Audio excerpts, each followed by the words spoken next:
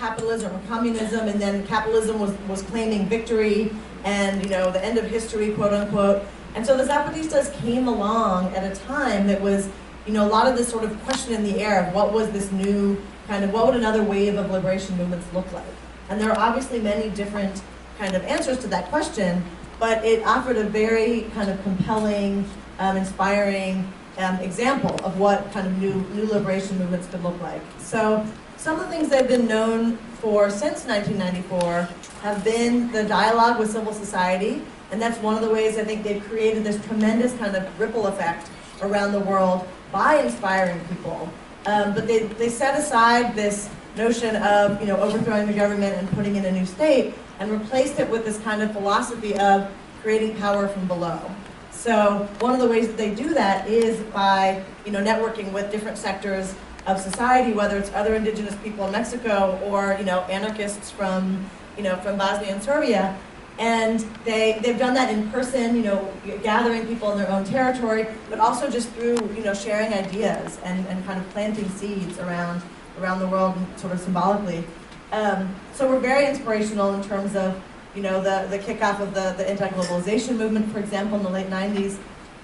The other kind of, another important strategy or thing to mention is their project of indigenous autonomy. So what that looks like for them kind of on the ground, you know, when people say autonomy in English, at least, I think the political vocabulary, the vocabulary that we have, autonomy sounds like a separatist movement, which it's not. It's, you know, they very much look at themselves as indigenous people are part of the history and the culture of Mexico. And so they're not trying to kind of separate from Mexico, but it's a little bit more the notion of self-determination, you know, which I think is a concept we see more of with the Black Panthers or, you know, those types of movements, community self-determination. And so they put that into practice in their own territory with an alternative government that makes decisions oftentimes through assemblies. They have village assemblies, and then regional assemblies, and then 5 kind of zone-wide assemblies, where the logic of these, their autonomous government is mandar obedeciendo, which means to lead by obeying. They have alternative health care, which comes really from the lack of any real health care in the sort of Western sense. You know, communities didn't have health clinics, they didn't have doctors, they had indigenous healers. And so the autonomous healthcare system really draws from both of those systems.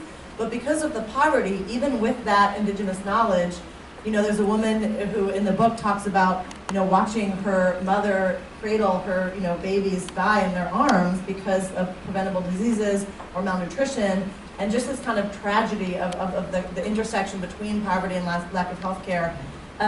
So they established this whole system of healthcare, which again draws on kind of Western medicine as well as indigenous, really recuperating and integrating indigenous knowledge, medicinal plants, midwifery, etc.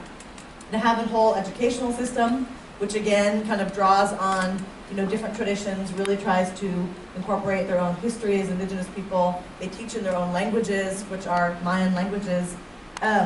And then a whole economic structure, which uses as one of the building blocks economic cooperatives. So when I was down in Chiapas, that was actually what I spent most of my time doing, was working with women's cooperatives.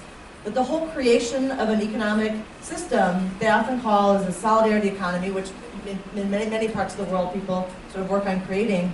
But it's just the idea is basically an economy that is based on cooperation and the collective well-being, as opposed to the generation of profit. Right? It's like, what a concept, right? So so there's this whole kind of autonomous system, which in some ways was kind of the key thing that I think is sort of relevant for us to think about in terms of a comparison or what might be useful as part of this larger conversation.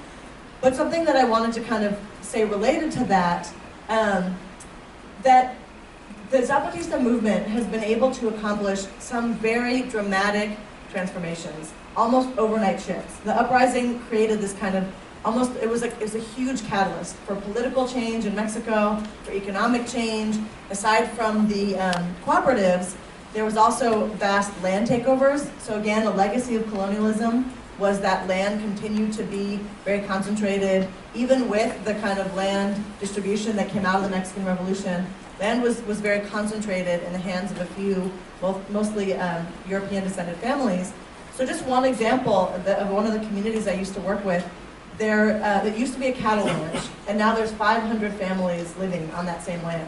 So just to give you a kind of sense of the transformation that made in people's lives. So economically, socially, again, you know, with the healthcare, the education, around gender, there were some of the really incredible transformations. So, and it was concentrated, it wasn't literally overnight, but there was kind of a sense of, in the years kind of before and after the uprising, there was a very, very, very dramatic shift in terms of women playing roles of leadership and then also making kind of these transformations in their own homes.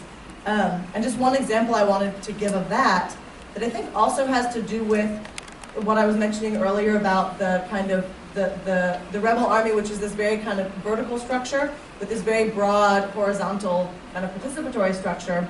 Before the uprising, the EZLN's leadership proposed a ban on alcohol.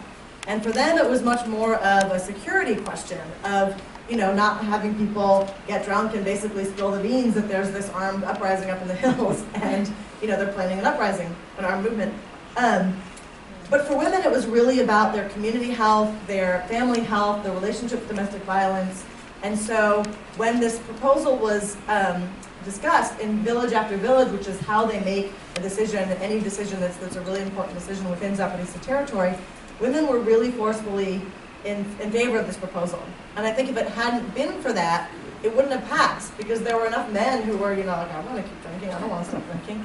So that combination of kind of the EZLN's kind of leadership making this proposal from above, with this real groundswell from below of grassroots support, you know, and ways that women were kind of making the most of that space, was one of the really radical transformations that women still point to. If you go to Zapatista communities and ask about some of the changes in their lives, one of the first things that they'll talk about is the fact that men drink less and the drastic drop in rates of domestic violence. So I just wanted to close with a couple thoughts about, you know, what does this have to do with us and here and today.